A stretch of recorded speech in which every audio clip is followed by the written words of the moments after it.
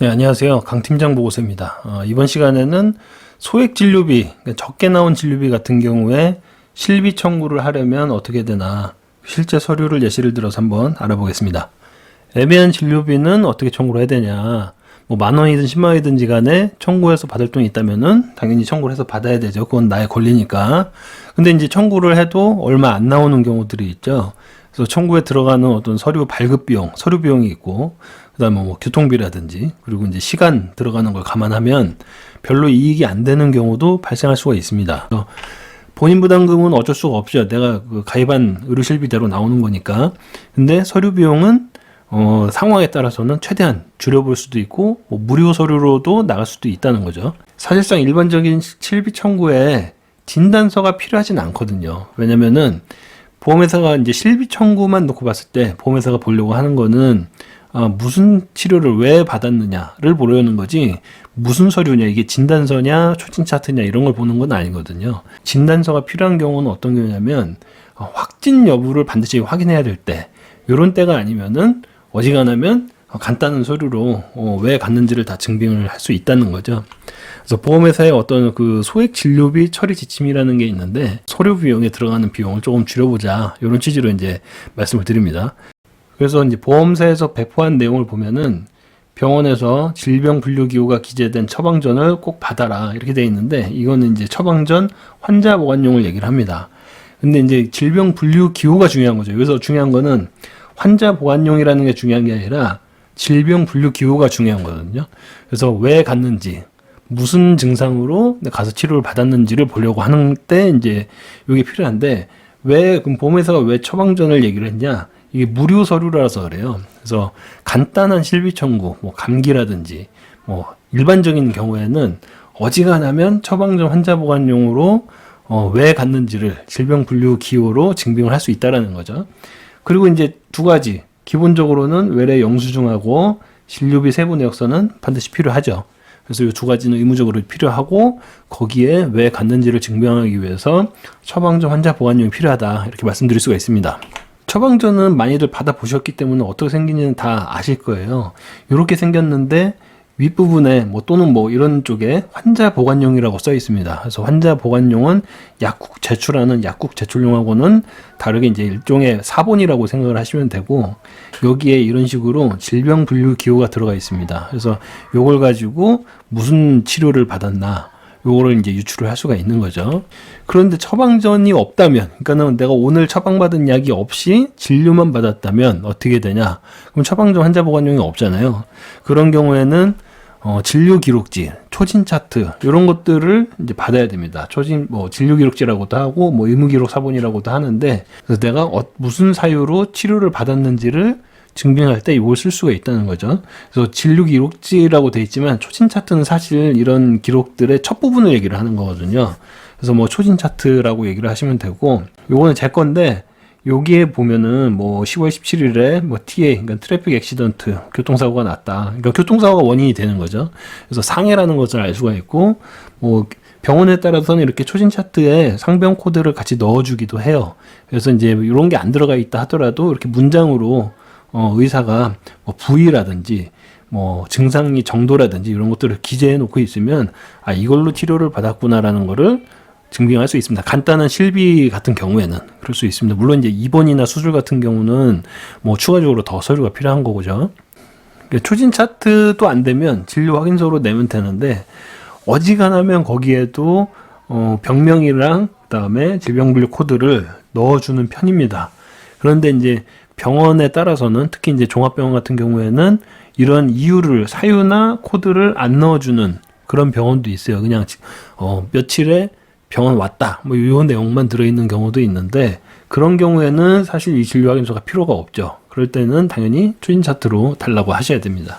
그래서 소액 진료비 그 처리 지침 세부 내역을 보면은 3만 원 이하, 그리고 3만 원부터 10만 원 이하, 10만 원 초과 이렇게 구간별로 나눠져 있는데, 반드시 이게 100% 반드시 요거대로 처리가 되지는 않아요.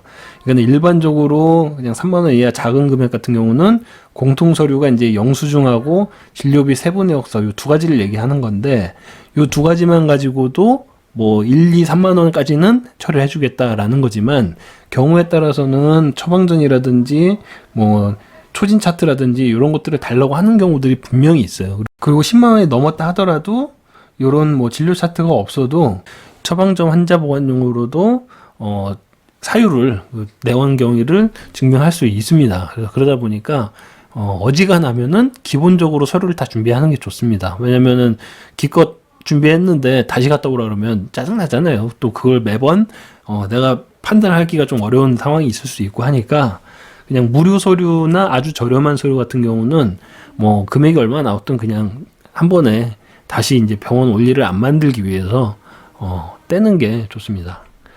단서 조항이 있잖아요.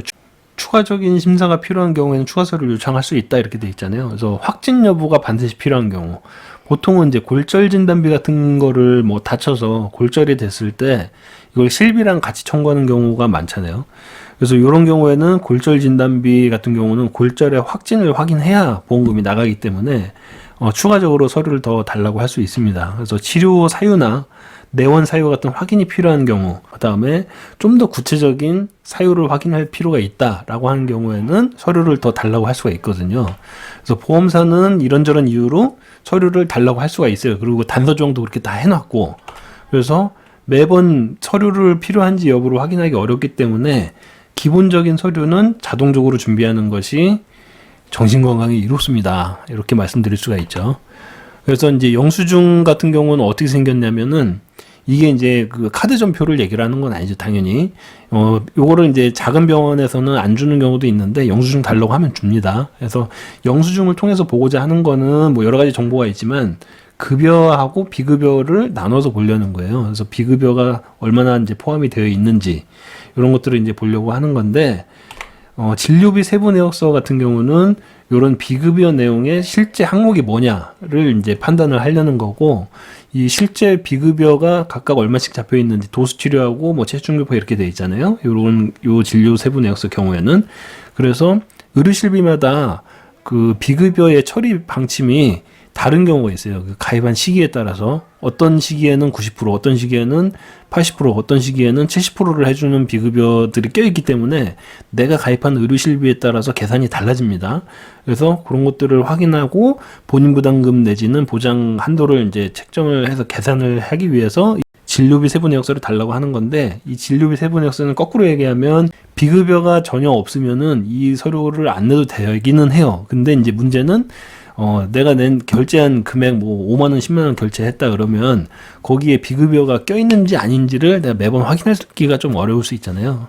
그래서 그냥 이런 경우도 어차피 이게 돈이 들어도 얼마 안 하니까 병원에 따라서는 그냥 주기도 하고 뭐 돈을 조금 받기도 하고 그러는데 그냥 달라고 하는 게 좋습니다. 어지간하면. 그래서 정리하면 진단서처럼 비싼 서류는 기본적인 실비 청구에는 사실상 필요한 경우가 거의 없습니다. 아까 말씀드렸다시피 뭐 감기나 이런 것 때문에 진단서가 필요하지는 않거든요. 그래서 원인을 확인할 수 있는 서류면 되는데, 그 원인은 처방전에 들어있을 수도 있고 초진 차트에도 있고 진료 확인서에도 있고 뭐 병원에 종합병원에 이런 데서는 내용을 안 넣어주기도 하지만 적어도 이 두 가지에는 코드나 내용 사유가 들어간다는 거죠. 그 다음에 진료비 영수증하고 진료비 세부 내역서 이 두 개는 이제 반드시 필요하고, 그 다음에 약값 영수증 같은 경우도 또 의료실비에 따라서 뭐 8,000원 이하는 뭐 청구할 수가 없기도 하고 뭐 이러는데, 어느 정도 충족이 된다 싶으면 약값 영수증 같은 경우는 따로 돈이 들어가는 게 아니라 약봉투에 찍혀 있으니까 약 되든 안 되든 그냥 찍어서 같이 내면 알아서 이제 계산을 해줄 겁니다. 그리고 이제 카드 전표 당연히 안 되고요. 개인별 의료실비의 그 본인 부담금을 감안해서 내용은 이제 받을 수 있는 보험금은 다를 수 있습니다. 그래서 서류 때문에 병원을 또 가게 되면은 좀 불편한 상황이 되니까 가급적이면 서류는 그날그날 그냥 영수증 같은 거는 그날그날 달라고 하는 게 제일 낫고요. 보험금 청구 기한은 3년까지 청구를 하실 수가 있으니까 여유 있게 내가 이제 그걸 잘 서류 같은 걸 챙길 수 있는 그 기간적인 한도와 여유 내에서 청구를 하시면 될 것 같습니다. 그래서 금액이 작다고 이걸 청구 안 할 이유는 전혀 없고요. 서류를 대신에 이제 그 청구에 들어가는 부가적인 비용이 이제 제일 적게 하는 게 이제 서류 비용이니까 무료 서류나 또는 저렴한 서류를 이용해서 쌍콤하게 청구를 하셨으면 좋겠습니다. 감사합니다.